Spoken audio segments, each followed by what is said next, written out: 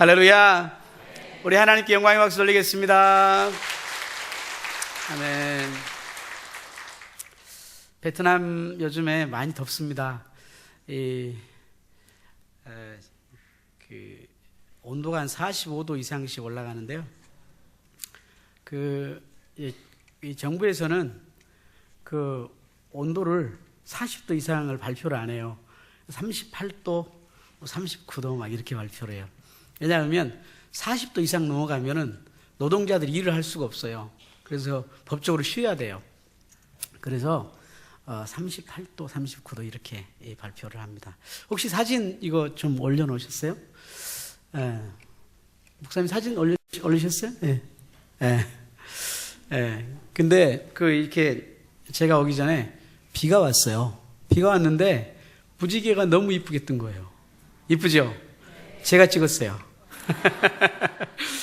무지개가 너무 이쁘게 떠서 하나님의 그 약속을 다시 한번 생각하고 묵상하는 그런 시간을 좀 가져왔습니다. 요즘에 베트남에서 또 아주 핫하게 뜨는 그 분이 계시는데 우리 박항서 감독 있어요. 박항서 감독. 베트남 축구를 우리 2002년 우리 한국에 그 월드컵 붐을 일으키듯이 이렇게 베트남이 일으킨 그런 그 인물인데요. 너무 하나님을 사랑하고 신실한 그런 하나님의 사람이에요. 우리 베트남, 우리 한국에서는 이분을 이제 한물 가신 분, 그래서 베트남을 갔는데 정말 그 하나님을 사랑하고 하나님께 기도하는 사람은 언제나 하나님께서 이렇게 쓰신다. 이분을 통해서 제가 깨닫게 되었습니다. 지금도 굉장히 아주 귀하게 쓰임 받고 있습니다. 또 다른 사진 한번 올려보실래요? 네, 이제 스즈키컵이라고 이제 동남아시안 컵이 있는데 우승을 했어요. 1월 달에. 그래가지고 아주 우리 한국의 월드컵 때 분위기처럼 그렇게 이렇게 아주 분위기가 뜨거웠습니다. 그리고 이제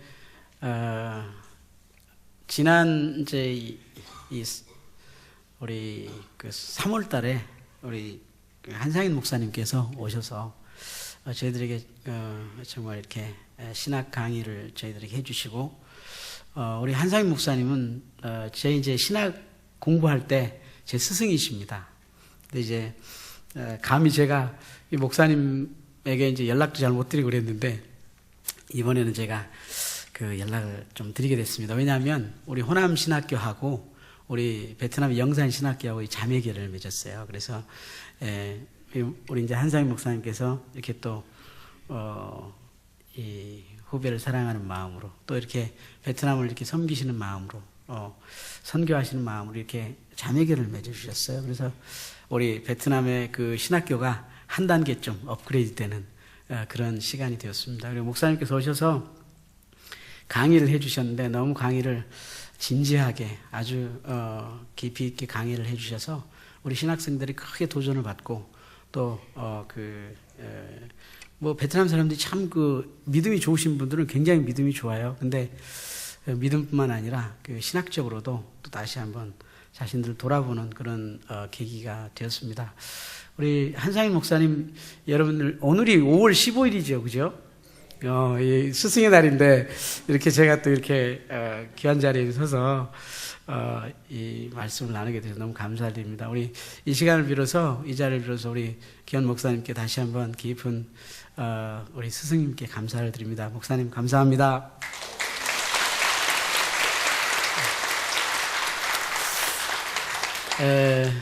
목사님께 잘 가르쳐 주셔서 제가 아주 잘 자랐습니다. 그래서 너무 감사를 드리고요.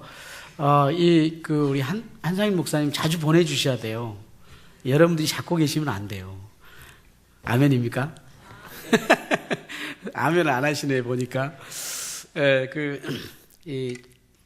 신학적으로도 그러시고, 목회적으로도 그러시고, 굉장히 깊이 있게 사역을 하시는 귀한 목사님, 저희들이 굉장히 존경하는 목사님이십니다. 그래서 이 제자들이 전 세계적으로 많이 나가 계셔요. 근데 목사님 오시라는 데가 참 많으시는 것 같아요.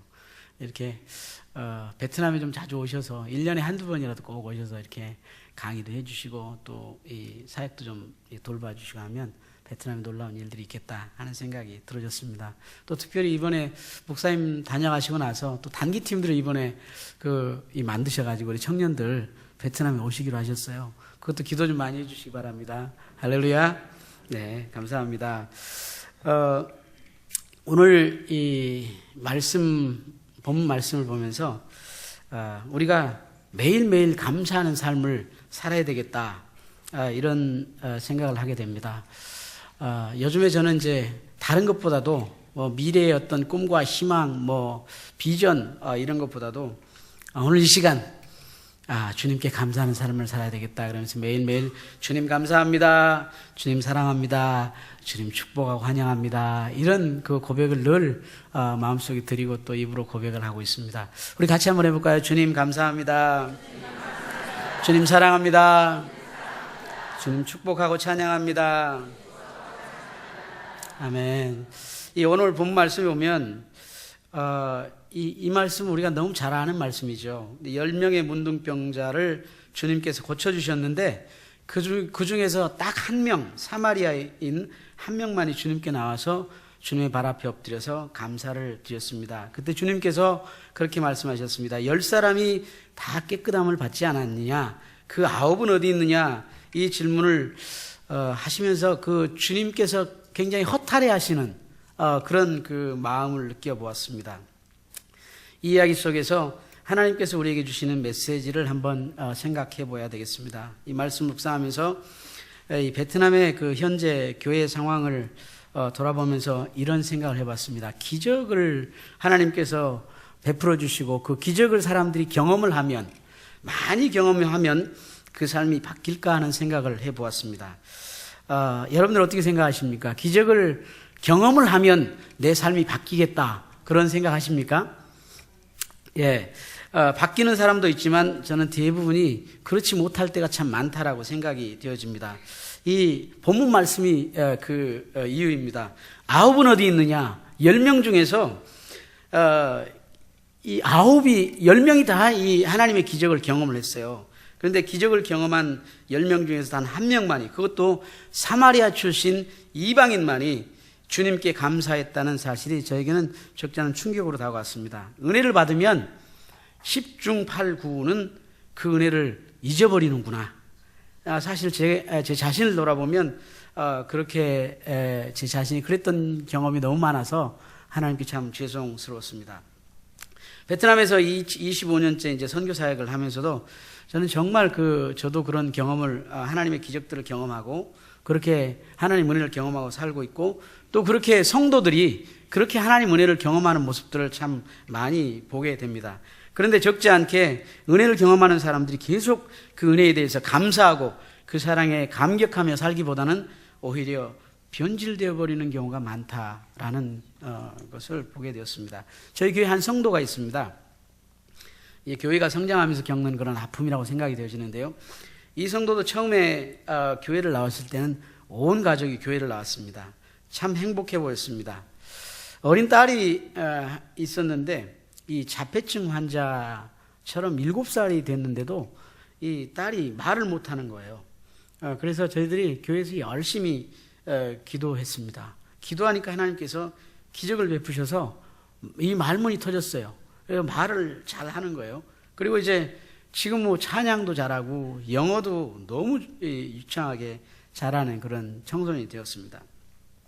이 성도님이 신앙생활을 잘 하고 기도도 열심히 하고 하니까 딸도 이제 믿음 안에서 예쁘게 자라가고, 또 하나님께서 기적을 베푸셔서 그 아들이 공부를 또 아주 열심히 해서 대학을 들어갔는데 우리나라의 그 서울대학 같은 그런 곳을 들어갔어요. 그리고 그 장학생으로 졸업을 했습니다. 졸업할 때도 이제 얼마나 이제 기도해 달라고 이렇게 이제 그렇게 해서 기도해 드리고, 그래서 졸업을 하고서 직장도 또 이제 외국인 직장에 들어가 가지고 또 월급도 이 베트남인들로서는 받기 힘든 그런 연봉을 이렇게 이제 받고서 일을 하게 됐고, 또 좋은 대표를 만나서 아들이 또 결혼도 또 했습니다. 가정을 이루었습니다.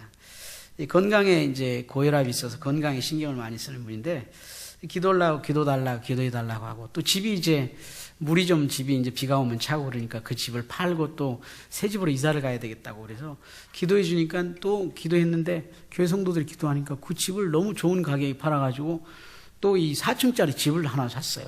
그리고 그 돈이 또 남았어요. 그래서 또 이렇게 이렇게 하나님 은혜를 주시고. 그런데 이제 그분의 이제 어머니가 많이 연로하셔서 편찮으신데 집에서 그 어머니를 거두기가 힘들다고 교회에다가 그 어머니를 그냥 이렇게 모시게 하는 거예요. 그래서 교회에서 이제 어머니를 이렇게 모시고 이제 이렇게 이러는데 어머니가 교회에서 이제 결국은 이제 대소변도 받아내시고 그렇게 하시다가 이제 교회에서 이제 하늘나라에 가셨어요. 내가 보면 이 성도님은 날마다 하나님의 기적 가운데 살았던 사람이에요. 그런데 이 성도님이 그렇게 놀라운 하나님의 기적과 은혜를 경험하고 살면서도 이 한 가지 참 아쉬운 것은 항상 그 생각이 자기 중심적인 삶을 사는 것을 보면서 너무 안타까웠습니다. 기도도 많이 해드리고 말씀으로 격려도 해보고 충고도 해보아도 잘 안 되었습니다. 말씀을 들을 때도 자기 마음에 맞는 말씀이 나오면 아멘. 그러고 자기 마음에 좀 마음에 들지 않는 말이 나오면 그냥 이제 이 설교 끝나고도 이제 목사님하고 인사도 안 하고 그냥 지나가고, 이 담임 목사님하고 맨날 이 말다툼하고 싸우고, 그리고 결국은 그러더니 교회를 떠났습니다. 그렇지만 이제 지금도 교회에서는 늘 그분을 위해서 축복해 달라고 이렇게 기도하고 중보해 주고 있습니다. 그런데 교회를 떠나고 나서도 떠나버리면 괜찮을 것 같은데 그게 끝이 아니라 자꾸 교회 밖에서 이제 교회 주변을 뱅글뱅글 돌면서 이제 교회와 주의 종들을 비방하고 그게 자꾸 힘들게 해요. 지금도 그분이 빨리 좀 돌아왔으면 좋겠는데 여전히 그러고 있어서 기도하고 있습니다. 자녀들의 신앙도 엉망이 되어버리고 참 힘들 텐데 그런 생각을 하는데도 그렇게 지금 살아가고 있습니다. 이 모세는 이 하나님께서 모세를 통해서 놀라운 능력과 기적과 권능을 그렇게 베풀면서 이스라엘 백성들을 애굽에서 구출해 냅니다. 그리고 이제 출애굽한 그 이스라엘 백성들을 광야로 들어가게 해서 광야에서 하나님께서 전무후무한 그런 기적들을 이제 만들어내십니다. 40년 동안 광야에서 이스라엘 백성들이 이제 살게 되는데 그 40년 동안 하루도 이스라엘 백성들은 기적을 경험하지 않는 날이 하루도 없었습니다. 매일같이 하늘에서 떨어진 그런 만나를 먹고 살았고요. 낮에는 구름 기둥, 밤에는 불 기둥으로 하나님께서 지켜주시고 고기가 먹고 싶다 그러면 메추라기를 그냥 그 진 주변에 그냥 이렇게 떨어지게 하셔서 1m 이상을 떨어지게 하셔서 그 메추라기 고기를 그냥 코에서 냄새가 나도록 먹게 하시고 물이 없을 때는 이 반석에서 생수가 나게 하셔서 가란 목을 시원하게 하셨습니다. 정말 셀 수 없는 그런 무수히 많은 기적들을 날마다 체험을 하고 살았습니다. 그런데 그들의 삶이 어떠했습니까? 매일매일 그들이 감사하는 하나님을 찬양하는 그런 삶을 살았습니까? 아니었습니다. 매일매일 그들은 불평과 불만이었습니다. 그래서 그 불평과 분냄과 원망, 다툼 때문에 이 여호수아와 갈렙을 제외한 광야 1세대들은 모두 광야에서 한 사람도 하나님께서 약속하신 가나안 땅에 들어가지 못하고 그곳에서 전부 그 광야에서 죽고 말았습니다. 그만큼 은혜를 받았으면 또 이만큼 우리가 기적을 체험했으면 이 사람이 감사하고 이 변화되는 삶을 살아야 되잖아요. 그런데 사실은 이 감사와 이 찬양, 이 변화되는 삶은커녕 매일매일 불평과 장탄식을 쏟아내고 그 불평과 원망의 거리를 헤매고 다니는 것입니다. 사실은 이스라엘 백성들의 모습이 내 모습이고 또 때로는 여러분과 저의 모습일 때가 참 많은 것을 봅니다. 예수님 시대에도 그 유대인들은 그런 메시아를 기대했습니다. 이 모세처럼 기적을 베푸는 그런 메시아가 오실 것이라는 걸 그렇게 기대했습니다. 그래서 유대인들은 주님께서 이 메시아라는 증거로 기적을 요구를 했습니다. 그런데 주님께서는 뭐라 그러셨냐면 기적을 안 보여주시고 요나의 기적밖에는 보여줄 게 없다. 그리고 성전을 헐라. 그럼 이 성전을 사흘 만에 내가 다시 짓겠다. 이러면서 기적은 주님의 죽으심과 부활밖에 없다고 그렇게 주님께서 말씀을 하셨습니다. 그래도 유대인들은 계속해서 그렇게 기적을 기대하고, 우리도 사실은 우리 삶 가운데 맨날 매일같이 그렇게 기적을 기대하면서 그렇게 살아갈 때가 참 많이 있습니다. 기도할 때 우리가 기적을 구하는 것도 참 중요하지만 더 중요한 것은 지금 이 순간 하나님께서 주신 은혜, 그동안에 하나님께서 우리에게 베푸신 그 은혜에 대해서 감사하고 찬양하면서 살아가는 것이 너무너무 중요한 것을 우리가 믿어야 될 줄 믿습니다. 하나님께서 지금 내게 주신 은혜에 감사함을 살 때에 하나님께서 더 큰 은혜를 우리가 허락하실 줄 믿습니다. 저는 그래서 늘 이렇게 기도합니다. 주님 감사합니다. 내게 십자가를 통해 영원한 생명을 주셔서 감사합니다. 내 삶을 주관하시고 인도해 주셔서 감사합니다. 내 삶의 주인은 주님이십니다. 내 삶을 주님이 원하시는 방법으로 사용하여 주옵소서. 주님께 이끌림 받는 삶을 살아가기 원합니다. 이제부터는 주님만 따라가겠습니다. 살든지 죽든지 흥하든지 망하든지 성하든지 쇠하든지 내 삶이 주님의 손에 있으니 주님께서 사용하여 주옵소서. 늘 이렇게 기도하면 하나님께 참 좋아하시는 것 같아요. 우리의 기도가 늘 그 문제에 집중해 있을 때가 참 많이 있습니다. 문제에. 그런데 우리의 기도가 문제에 집중하는 것이 아니라 주님께 집중하는 기도가 되어야 될 줄 믿습니다. 주님은 참 좋으신 하나님이십니다. 그래서 늘 우리에게 좋은 것을 예비하고 계십니다. 믿으십니까? 주님은 늘 암탉이 병아리를 안음같이 우리를 보호해 주시는 좋으신 분이십니다. 그럼 우리가 문제 해결을 위한 기도를 드리는 것도 중요하지만 그것보다 더 중요한 것은 주님을 내 주인으로 모시는 기도를 드리는 게 더 좋은 기도라고 생각이 들어집니다. 세상의 소망이 다 사라져가도 주님만 의지한다는 고백이 우리 입술에서 나오기를 간절히 축원드립니다. 제가 베트남에 25년 살았다 그러니까 이제 많은 사람들이 궁금해하는 게 많아요. 그래서 이런 질문들을 해요. 몇 가지 이제 질문들이 있는데, 어떻게 베트남에 가셨어요? 또 어떻게 전도하셨어요? 어떻게 교회를 세우셨어요? 거기에 언제까지 계실 거예요? 자녀들은요? 건강은요? 아니면 가장 힘들었던 때는 언제예요? 베트남은 또 어떻게 배우셨어요? 뭐 이런 질문들이에요. 그래서 이걸 다 하려면 아마 한 2박 3일을 해야 될 것 같으니까 오늘은 몇 가지만 제가 말씀을 드리겠습니다. 저는 베트남에 가게 된 이유가 이렇습니다. 제가 이제 제 고향이 전라남도 보성군 보성읍 디아리 279번지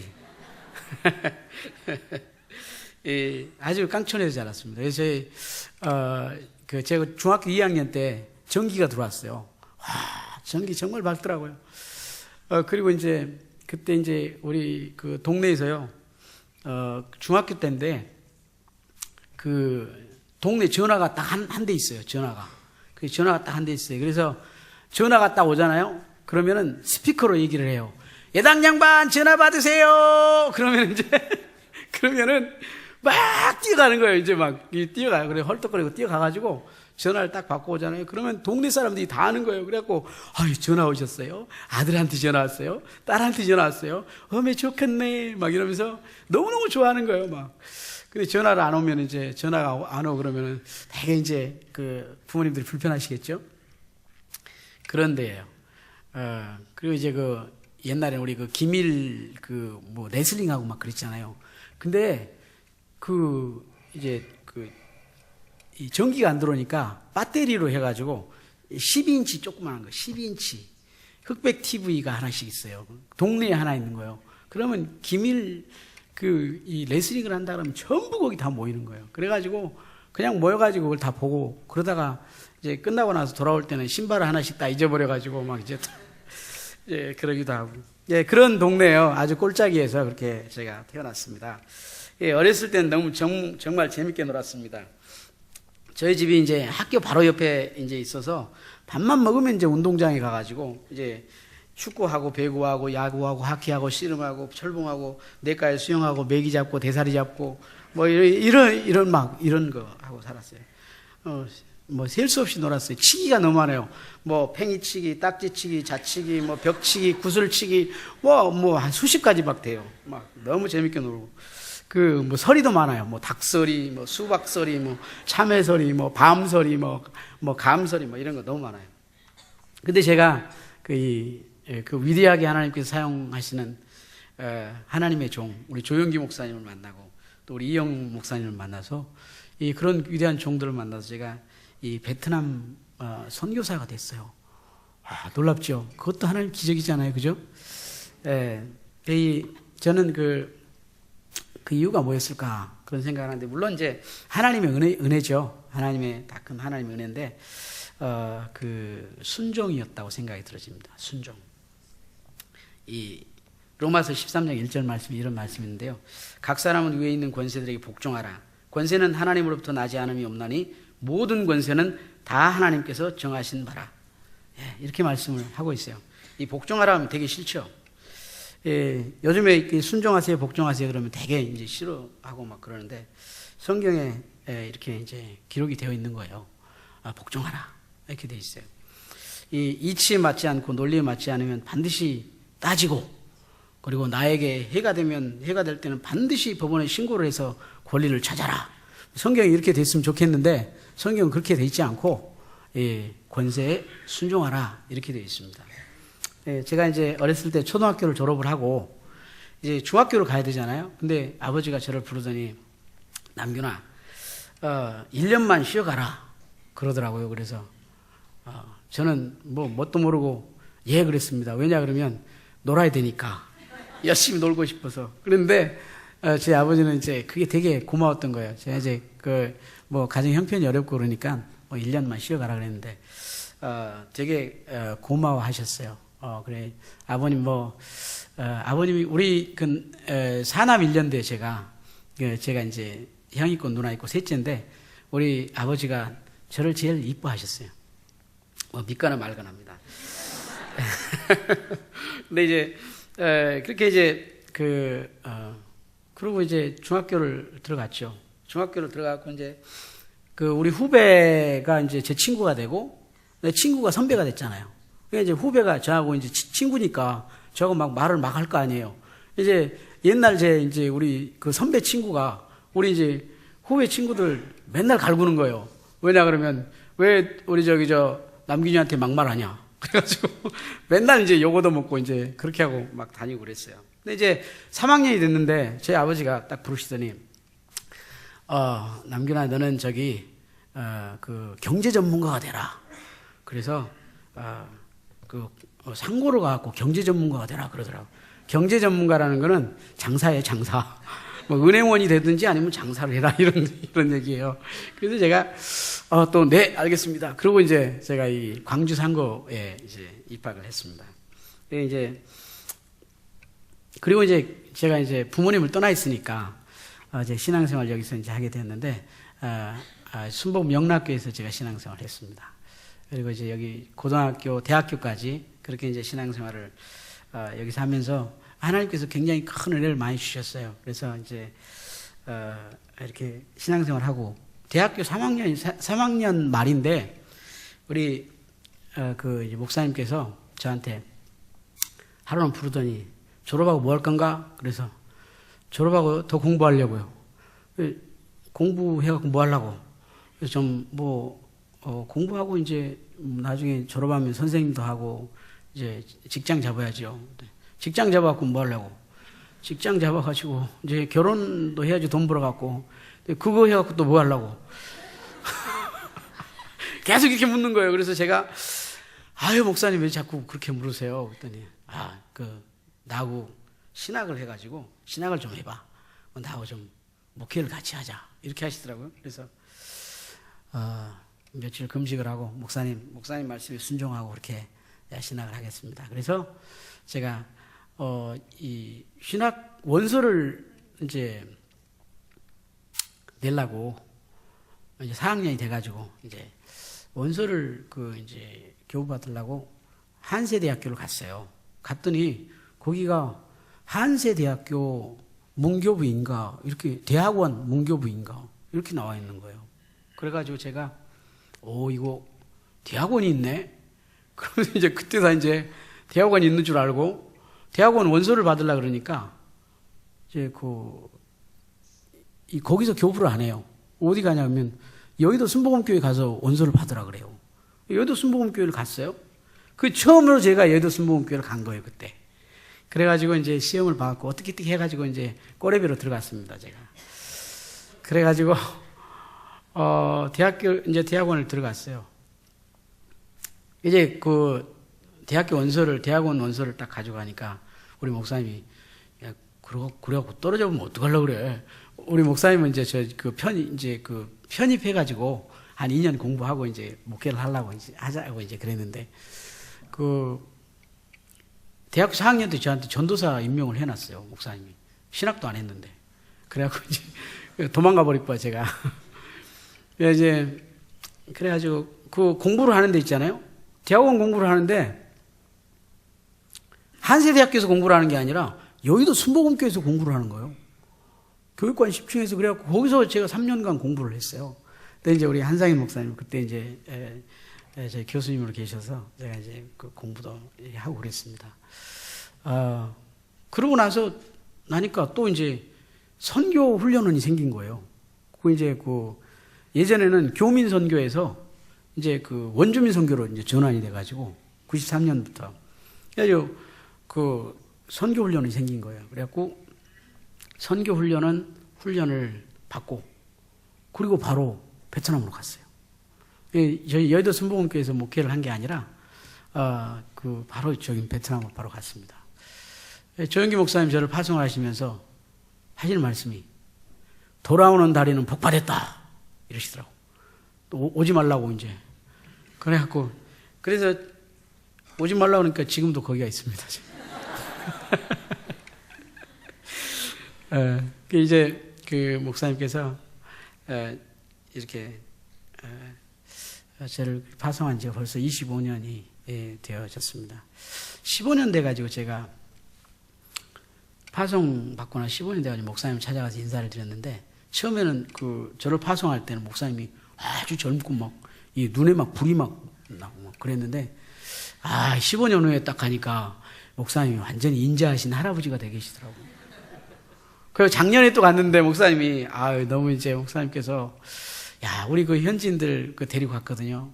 목사님이 다 안수 다 해주시고 이렇게 기도해 주시는데 너무 고마웠습니다. 정말 우리 천사 같은 이제 할아버지가 되어 계셨습니다. 베트남에서 이제 교회를 어떻게 세우셨어요? 이렇게 이제 질문하신 분들이 이제 계셔요. 이제 어떤 사람이 그런 얘기를 했습니다. 매일 3시간씩 6개월을 기도를 하면 교회가 하나 생깁니다. 이렇게 얘기를 해요. 누가 했는지도 모르겠어요. 근데 그때는 너무 제가 교회 개척 때문에 힘든 그런 상황이에요. 공산 사회주의 국가에서 이 교회를 개척하고 지금 저희 교회가 12개입니다. 놀라지도 않으시네. 하나님께 영광인데요. 교회가 12군데가 세워졌어요. 그리고 이제 신학교가 있고 제자학교가 그렇게 있습니다. 근데 이제 공산사회주의 국가에서 교회를 개척하고 이 신학교를 하고 이런 거 사실은 쉽지 않은 일이에요. 정말로. 정말 쉽지 않은 일입니다. 근데 하나님께서 그렇게 하게 하셨습니다.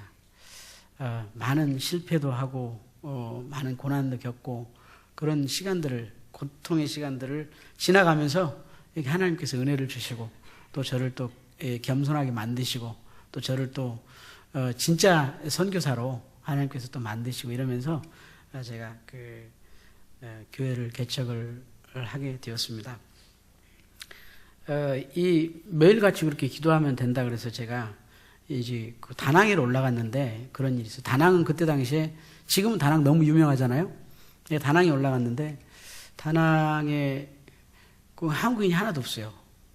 그리고 이제 첫날부터 제가 이제 이삿짐을 옮기고 있는데 지역 경찰이 와가지고 이 집은 외국인한테 허가를 내줄 수 있는 허가증이 없으니까 허가를 받고 들어가 사세요. 이러는 거예요. 그래서 경찰에 허가를 받으러 갔더니 15일 후에 오세요. 그래서 그럼 그동안 어디가 있어야 돼요? 근데 그때 우리 아들이 태어난 지가 이제 6개월도 안 됐을 텐데, 그래서 뭐 그냥 여인숙에 가 있든지 여관에 가 있든지 뭐 이렇게 하라 그래요. 그래서 이제 그 여인숙 같은 데 가고 이제 이렇게 있는데 15일 지나고 가니까 한 달 후에 오라는 거예요. 한 달 후에 갔더니 또 한 달 후에 오라는 거예요. 6개월이 그렇게 흘렀어요. 근데 그런 기간 동안에 이 기도를 하지 않을 수 없는 그런 상황이에요. 너무 상황이 급박하기도 하고 그냥 콱 막혀 있으니까 기도하지 않을 수 없는 그런 상황이었습니다. 그래서 매일매일 기도하고 이 하나님 말씀 붙잡고 기도를 하는데, 기도를 하니까 이 12월 말이 됐는데 어떤 자매님 한 분 오셨어요. 그 찾아와가지고 성기사님 맞죠? 그러면서 저희들이 이 기도하는 모임이 있습니다. 저희들한테 그 도울자를 보내달라고 1년 이상을 저희들이 기도한 그 모임이 있습니다. 목사님 한번 만나보실래요? 그러더라고요. 그래서 만났습니다. 너무 신실한 사람들이었어요. 그래서 그 다음에 2월 달에 교회 개척을 했습니다. 교회 개척을 하고 그러면서 이제 성경학교를 오픈을 했어요. 근데 그때만 해도 제가 베트남어를 너무 못할 때예요. 간지 이제 2년도 안 됐을 때니까 뭐 설교, 기도, 뭐 강의 이런 건 전혀 못할 때예요. 근데 저만 바라보고 있는 거예요. 그래서 제가 이거 이제 뭐 방법이 없다. 기도부터 하자. 그래서 기도를 시작을 했습니다. 기도를 같이 이제 뭐 매일 그 2시간, 3시간씩 기도를 하면서 저는 뭐 하냐 그러면 기도하기 전에 기도 그 성구 있잖아요. 구하라 주실 것이요. 찾으라 찾을 것이요. 오늘 드리라 그러면 열리라. 뭐 이런 그 성구들을 다 이제 기도에 관한 성구들을 모아가지고 그걸 이제 설교를 한 5분 정도 하는 거예요. 그냥 아주 그냥 뭐 천천히 하는 거죠. 그러고서는 2시간 기도를 시키는 거예요. 2시간 기도를 막 시켜놓고 저는 뭐 하냐 그러면 그거 외우고 있어요. 계속 그거 입에 닳도록 그거 막 외우고 2시간 동안. 그리고 또 이틀째 되는 날은 이제 그 다음 구절하고 해갖고 이제 2구절 막 외우고, 3일째는 3구절 막 외우고, 막 40일 되니까 49절 딱 외워지는 거예요. 49절 외워지고 나니까 기도도 좀 하겠더라고요. 그리고 또 설교도 조금 하겠어요. 그러면서 이제 그 성경학교, 우리 여의도 순복음교회 나온 성경학교 교재가 있어요. 그 교재를 번역을 하기 시작을 했어요. 번역하면서 성경학교를 오픈했습니다. 그리고서는 성경학교를 교재를 번역하려면 제가 베트남어 안 된다 그랬잖아요. 그걸 번역하려면 얼마나 힘든지 몰라요. 한 8시간, 9시간씩 하루에 번역을 해요. 그래갖고 3, 4일씩 그걸 번역을 해갖고 그걸 이제 현지인하고 딱 가서 만나서 얘기를 해요. 그걸 이제 점검을 하는 거죠. 이제 그 원고 수정을 하는 거죠.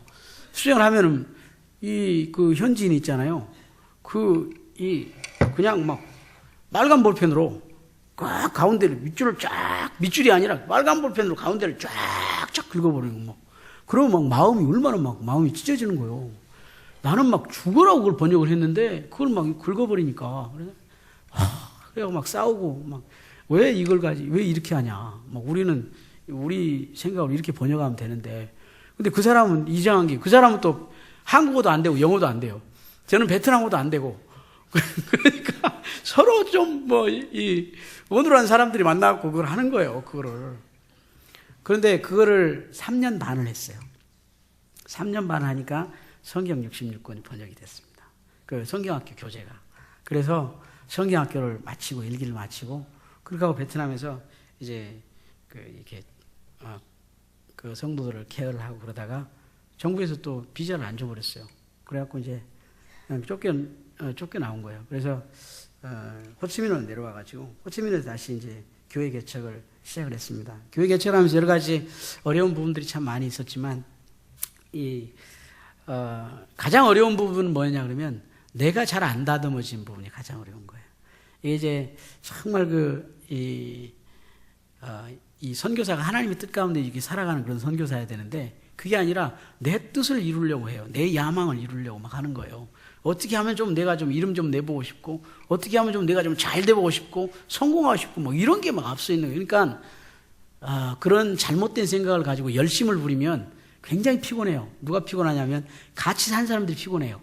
우리 아내가 피곤하고, 우리 애들이 피곤하고, 같이 사역하고 있는 그 성도들이 피곤한 거예요. 왜냐하면 내 야망을 이루어야 되니까, 내 뜻을 이루고 막 이래야 되니까. 그러니까 선교사가 이 주의종들이 되려면요, 정말 훈련 좀 많이 받아야 돼요. 근데 이제 다른 분들을 얘기하는 게 아니라 저를 얘기를 하는 거예요. 이렇게 좀 제대로 제가 그 훈련을 못 받아가지고 그렇게 훈련을 엄청 많이 받았습니다. 그래가지고 이제 나중에는 선교 이제 더 이상 못 하겠다, 이제 결과도 없고 아무것도 없으니까. 그래서 이제 그만두려고 막 이제 그냥 여의도 순복음교회 막 사표를 막 내고 그랬어요.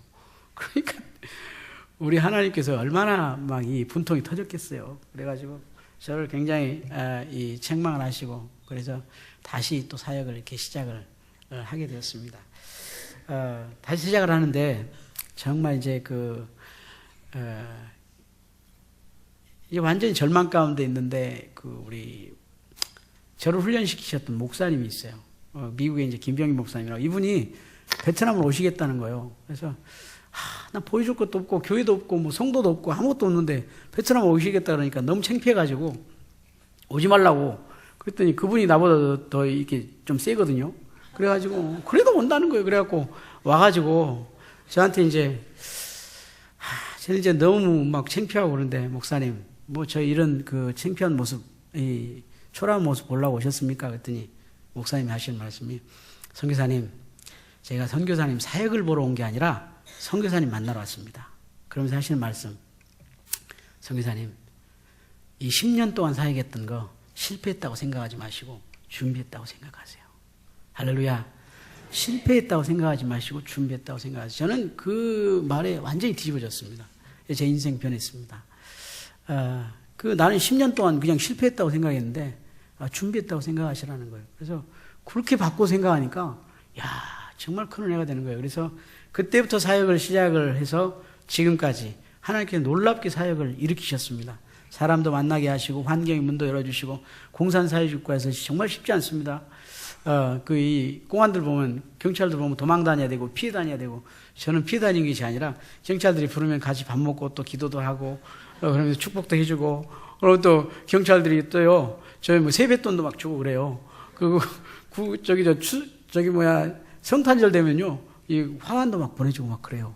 근데 하나님께서 또 막 이 베트남 대통령이 우리 한국 오는데요, 통역도 막 하게 만들어 주시고, 막 하나님 별일을 막 이렇게 막 만들어 주시는 거예요. 그래가지고 하나님이 보호해 주시고 길을 열어 주시고 이끌어 주시는 그런 것들을 보게 되었습니다. 우리가 신실하신 하나님, 그 하나님을 신뢰하고 감사하고 나가면 하나님께서 좋은 것들로 채우시고 하나님께 놀랍게 역사하실 줄 믿습니다. 걱정하지 마시기 바랍니다. 염려하지 마시기 바랍니다. 하나님께서 오늘 베풀어 주신 그 은혜, 우리가 그 은혜를 생각하면서 늘 감사하고 하나님을 찬양하면 하나님께 더 좋은 것으로 날마다 채워주세요. 불평하고 원망하고 그러면 하나님께서 주신 축복도 뺏어가 버려요. 그러니까 절대 우리가 우리 입술에서 불평이나 원망이나 이런 거 하지 말고요, 늘 감사하고 찬양하고. 그래서 요즘에 그렇게 얘기합니다. 주님 감사합니다, 사랑합니다. 주님 감사합니다, 사랑합니다. 주님 찬양합니다. 맨날 이러고 다녀요. 근데 그러고 다니니까 하나님 축복 많이 해주시더라고요. 그래서 하나님 놀라운 일들을 지금도 이루어가고 계십니다. 우리 같이 한번 기도하겠습니다. 하나님, 날마다 주님 주신 은혜 감사하는 삶 살게 하여 주옵소서. 우리 다 같이 기도하겠습니다.